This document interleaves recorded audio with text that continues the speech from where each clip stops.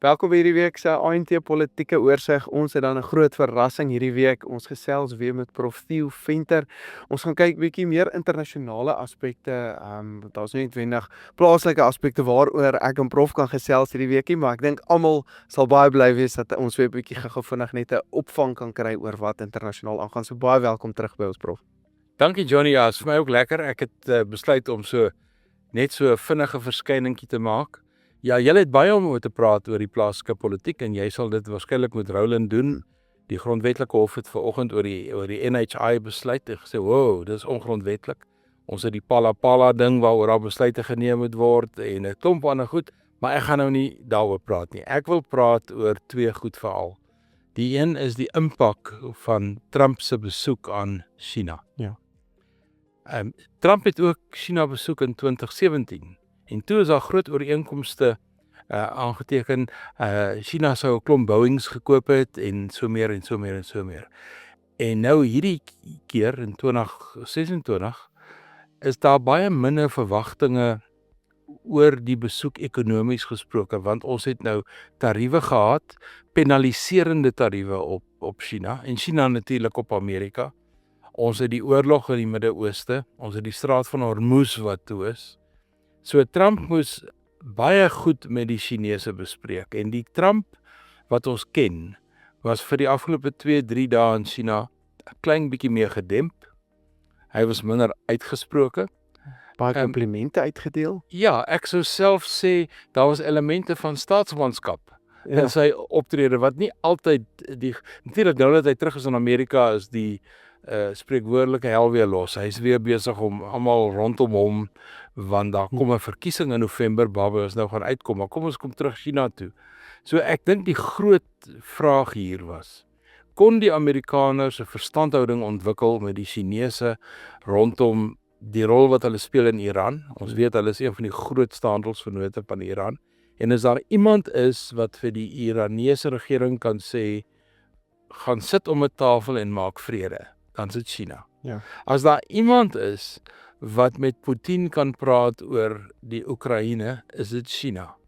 En as daar iemand is wat jy moet oor gesels oor die toekoms van Taiwan, is dit China. So ons het 'n interessante verskynsel op die oomblik in die wêreld.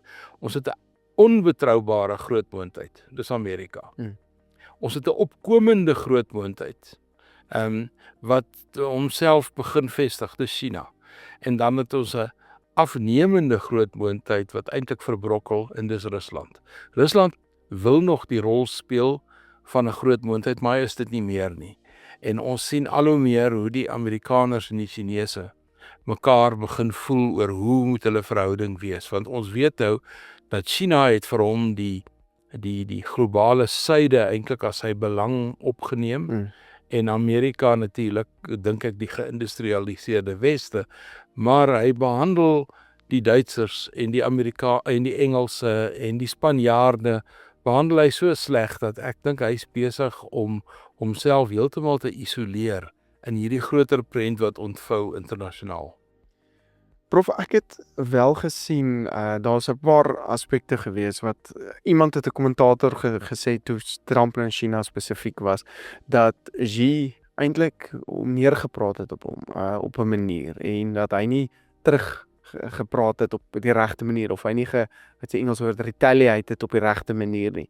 En ons het ook gesien na die vergadering het landbou graanpryse afgekom, sojaboompryse, mieliepryse, want daar was die verwagting vir 'n ooreenkoms dat daar fisies iets geteken was of meer tangible tipe ooreenkomste geteken was. Maar hoekom het hierdie tipe goed nie gebeur nie en hoekom het Trump nie teruggepraat eintlik dan in? Hierdie besoek was simbolies. Hierdie besoek was baie minder oor Boeings en oor soja. Ons weet die Amerikaanse boere is onder dieselfde prysknyptang as ons boere plaaslik, miskien in baie gevalle meer, want hulle kry nie hulle sojas verkoop nie. Hulle beesvleis het begin 'n probleem raak en so ook met 'n klomp ander produkte en die weer speel natuurlik ook altyd 'n rol in landbou. Maar ek dink hierdie besoek was simbolies. Hy wou eintlik dink jou net daaraan 'n jaar terug. Dit geld nou vir Suid-Afrika en vir China. 'n jaar terug het ek en jy gepraat oor die implikasie van 30% tariewe, penaliserende tariewe. Nou is dit 10%. En dit is asof dinge effens terugkeer na normaal toe vir Suid-Afrika. Maar in die geval van China is dit meer, want daar is die groot IT-wêreld en die rol wat die ouens speel wat saam met hom China toe is, Cook en ook Elon Musk en so aan. So daar is 'n geïntegreerdheid tussen die Amerikaanse ekonomie en die Chinese ekonomie wat ek nie dink mense besef hoe geïntegreerd dit is nie. Elke Apple iPhone was tot onlangs toe feitelik uitsluitlik in China gemaak en in Amerika gebruik. Ek weet hulle skuif nou 'n bietjie oor Indië toe. Indië speel ook 'n rol in hierdie verskywing. Maar ek dink Trump het probeer om sy verhouding met Xi 'n bietjie op 'n meer normale plek te kry. Eerder as iets anders. Toe Trump gepraat het hy weer oor die Boeings gepraat, want daai Boeings is al in 2017 bestel.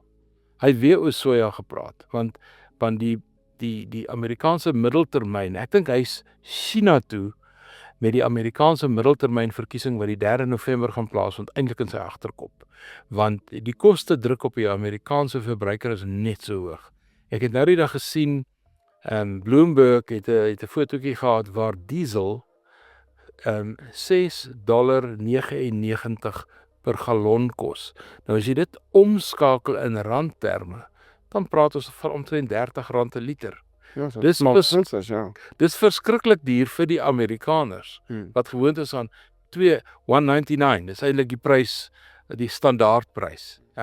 Dit moet afkom. Ja, hulle karre gebruik 'n bietjie groot trokke wat daar 5 liter, 6 liter en so die pryse moet afkom voor die Amerikaanse middeltermynverkiesing plaasvind en ek dink dis Trump se groot oorweging op hierdie stadium. Hy moet die oorlog stop. Ja, dis eintlik wat ek by Prof nou hoor. En die oorlog, daar's 'n baie interessante datum wat voorlê, die 4de Julie. Die 4de Julie is Amerika formeel 250 jaar oud. En ek het Independence Day. En ek het baie betroubaar gehoor dat Donald Trump het opdrag gegee dat sy 3 grootste vliegtuigskepe moet op daai dag statig verby die Statue of Liberty vaar in New York. Dit maak 'n pragtige prentjie. 3 van hulle was in die Midde-Ooste. Een is nou terug, die Gerald Ford is die grootste een, hy is terug, en die ander 2 is op pad terug. So as die vliegtuigskepe, hulle moet terugkom om die 4de Julie se event by te woon. So skou by te Wat beteken, daar moet vrede kom, of daar moet een of ander staakvuur nou in plek kom met Iran. En ek dink ons gaan dit sien in die weke wat nou kom. En ek dink die besoek aan Beijing, wat my aanbetref, was hoofsaaklik daaroor, oor die straat van Hormuz. Ek kan dink, want dit sit verskriklik druk op China met baie hoë insetkoste. Ons sien nou wat met ons insetkoste gaan gebeur en ons sekerheid wat dit na ons toe oorspoel vir ons volgende seisoen se beplanning met baie produsente wat vir my sê hulle wil nie plant nie of hulle gaan nie plant nie, hulle wil maar papiermielie. Want hulle het geleer. Die vorige keer wat ons hierdie krisis gehad het was met die Oekraïne, toe die oorlog uitgebreek het. En skielik was daar 'n totale afwesigheid of tekort aan irium en al die elemente wat tipies kunsmis uitmaak. En ek dink die landbouprodusente het baie hard geleer met daai oorlog. Dit ook nou al meer as 4 jaar duur. En hulle wil nie weer in so stryk getrap word nie. Watse onderhandeling of watse ooreenkoms moet in plek gestel word vir die straat van Hormuz of hierdie oorlog in Iran om eintlik dan op te hou? Die Amerikaners het 4 redes gehad, maar ons moet onthou as ek oor die Amerikaners praat, dan sit Israel net hier links. So 'n parakiet op die Ja, hy's net hier langs aan. Hulle wil regeringsverandering hê, sogenaamde regime change. Nou volgens Trump het dit plaasgevind, die jonger Ayatollah het oorgeneem. Okay. En die Republikeinse wag, wat 'n baie radikale element is, het nog steeds 'n goeie houvas op die land. Daar's aanduidings dat die samelewing swaar kry. Die tweede ding wat hy wou gehad het, hy wou die missiele en die bedreiging wat dit inhou vir Israel wou hy afneem. En dan in die laaste plek kom die storie oor die kern vermoë wat hy totaal en al wil Uitwis, ek wil uitwis, kom ons gebruik nou maar sy soort woorde. My inligting is dat indien die Amerikaanse bomme so diep en so hard getref het soos wat Trump beweer, hy die woord annihilate gebruik. Jy weet, dit is daar's 'n baie mooi woord in Afrikaans, maar ek wil dit nie gebruik nie. Hoe jy 'n ding eintlik vernietig. Maar iemand sê vir my wat nou baie kundig is hieroor, dat die kanse dat die Amerikaners hulle hande gaan kry op die verrykte Iran is in alle waarskynlikheid 0. Want hy sê as dit daaronder was, dan het met die ontploffing en die soort van aardbewings wat daai groot bomme veroorsaak, is alles nou radioaktief in daai grotte. So as jy nou mense daar instuur, is dit so goed soos wat jy mense by Chernobyl instuur om die kernreaksie te probeer stop of stuit, en honderde is beseer en dood. So jy wil dit nie doen nie. So ek dink daai is 'n politieke stelling wat hulle probeer maak. Maar die straat van Hormuz moet oop, want die opgepotte olie, en die Amerikaners vra nou tereg, ons is die grootste olieprodusent in die wêreld, maar ons betaal dieselfde prys as wat die ouens in Engeland betaal of in Suid-Afrika. Hoekom? Wel, ek dink ons landbouprodusente ken dit baie goed. Die prys van koring, die prys van mielies, die prys van wêreldwye produk, ja. Is 'n wêreldwye produk en dit word op wêreldwye markte geprys, die Chicago beurs en so aan. Olie is dieselfde. My inligting is olie behoort so om by teen $60 'n vat behoort 'n mens al te kan begin wins maak, en dan sit die ouens so 'n 10% premie op vir hierdie onsekerheid, en dan word dit $70. Toe begin ons 'n premie vir onsekerheid betaal, die olieprys gaan op na 80 toe, en nou is ons by 110, 112, 115. Daar's genoeg olie, maar dis die premie wat ons tans betaal vir onsekerheid, en dit moet Donald Trump oplos. En ek dink hy begin nou agterkom dat in sy agterplaas, met ander woorde in die plaaslike politiek in Amerika, begin dit nou 'n faktor word wat ouens regtig warm onder die kraag het, en dis nie wat jy wil hê in die maande voor 'n middeltermynverkiesing nie. Prof, wanneer as prof nou 'n datum moet opsit wanneer hierdie oorlog gaan eindig, want ek is nou moeg eintlik vir hiernatoe, daarnatoe, dan as die oorlog kan, dan lyk dit sofy wil begin afneem of rustig met skietstilstand en dan eskaleer dit weer. Dink prof die 4de Junie is dalk 'n Twee goed moet gebeur. Die Amerikaners moet vir Israel onder beheer kry. Want wat Israel doen in Libanon en wat hy doen in Palestina en wat hy doen met sy bomwerpers in Iran veroorsaak elke keer 'n ontwrigting. Die tweede ding wat moet gebeur is die Amerikaners moet 'n skietstilstand kry wat hulle in staat stel om die sokkerwêreldbeker en hulle 250ste verjaardag op die 4de Julie in plek te kry. En dit sê vir my hulle het minstens 'n maand nodig daarvoor. So ek verwag stellig dat hier in die beginmaande, die beginweke van Junie, gaan ons 'n meer permanente staakvuur kry en 'n stadige opening van die straat van Hormuz. Want dis tog, as die straat van Hormuz dan begin oopmaak, dan kan ons brandstofpryse begin of oliepryse sien begin afkom, kunsmispryse sien begin afkom, wat dalk vir ons verligting nog steeds kan bied soos ons einde van die jaar te beweeg met ons beplanning. Ja, en die markte is 'n baie goeie aanduiding van of dit gebeur of nie gebeur nie. En dit wat ons op die oomblik sien, sê vir my dat selfs die markte, Amerikaanse markte, is onseker oor presies waaroor ek en jy nou praat. So die groot rol wat onsekerheid nou speel, is groter as in 'n baie lang tyd. En ek dink dit is wat die markte nou onder beheer wil kry. So ek sal die olieprys baie fyn dophou, en ek sal baie fyn dophou wat gesê word in Amerika. Dit sal vir ons 'n aanduiding gee oor wat daar gebeur. Maar feite is 'n baie groot militêre mag het 'n beperkte middelmoondheid soos Iran aangeval, en uiteindelik kon hy nie met 'n soort blitzkrieg vinnig in en uit nie. Hy is nou in, en Iran wil nie net ophou moeilikheid gee nie. So ek dink ek weet dat die militêre leiers vir Trump gesê het, is 'n baie groot risiko hierdie. Die skoon veldtog wat jy wil hê, gaan in, vernietig 'n paar goed, kry 'n vrede, kry 'n regeringsverandering.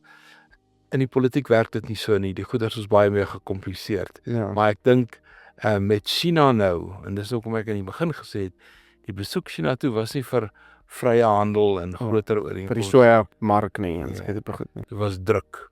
China kan druk plaas op Iran. Prof in Taiwan. Taiwan is dan nou ook meer in die spervuur. Is daar enige nuus wat rondom dit kan daar van 'n besoek deel van dit ook wees? Kyk, toe die Russe die Oekraïne ingeval het, was die meeste mense het gesê die Amerikaners moet ferm optree, want as hulle hier saggies optree, dan maak eintlik die deur oop vir China om stadig maar seker vir Taiwan te versmoor en dan uiteindelik vir Taiwan te inkorporeer in die Chinese politiek soos wat met Hong Kong gebeur het. Nou dit het toe nog nie gebeur nie. En met die inval in Iran het die ouens weer gesê, maar eintlik maak die Amerikaners hier 'n deur vir die Chinese oop om te sê presies op dieselfde grondslag as wat die Amerikaners Iran ingeval het, kan ons dan maar vir Taiwan oorneem.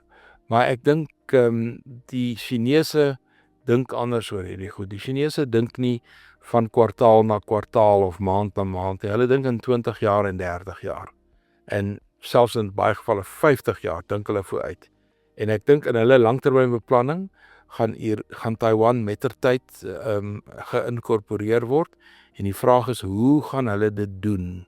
En ek dink die les wat hulle geleer het uit Iran is om 'n militêre inval te doen, is nie 'n goeie antwoord nie. Hoekom is dit nie vir China 'n goeie antwoord nie? Want China soek 'n stabiele internasionale handelswêreld. China se bestaan is rondom uitvoer van produkte.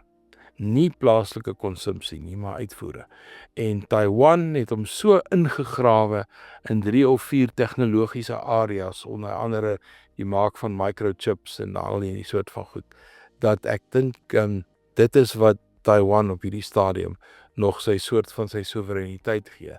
Maar hoe langer dit aanhou, ek dink hier's 'n langtermynproses waar Taiwan stadig maar seker gaan oorbeweeg. Maar ek dink die Chinese gaan nie doen wat die Amerikaners gedoen het, en dit is met 'n blaatante, oorweldigende magsoordrag nie. Hulle gaan eerder Taiwan druk. Hulle gaan druk toepas tot die ding uiteindelik self sy oplossing gee, en dit kan 20 of 30 jaar vat. Ek verwag dus nie oor Taiwan in die korttermyn enige aksie nie.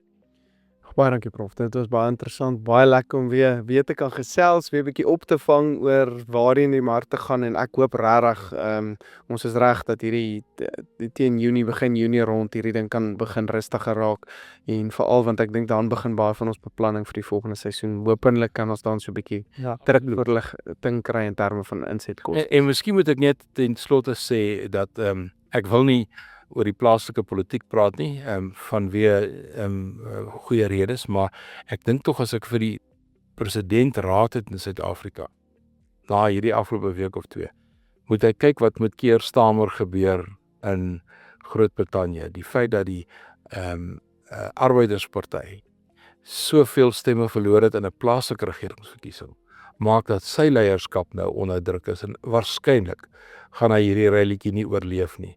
So dit sou my boodskap wees. Ons gaan verseker verder met Roland daaroor praat, laat ons nie te veel prof na intrek vir die plaaslike goed nie, maar baie dankie vir ons tyd, ons waardeer dit ongelooflik. My plesier.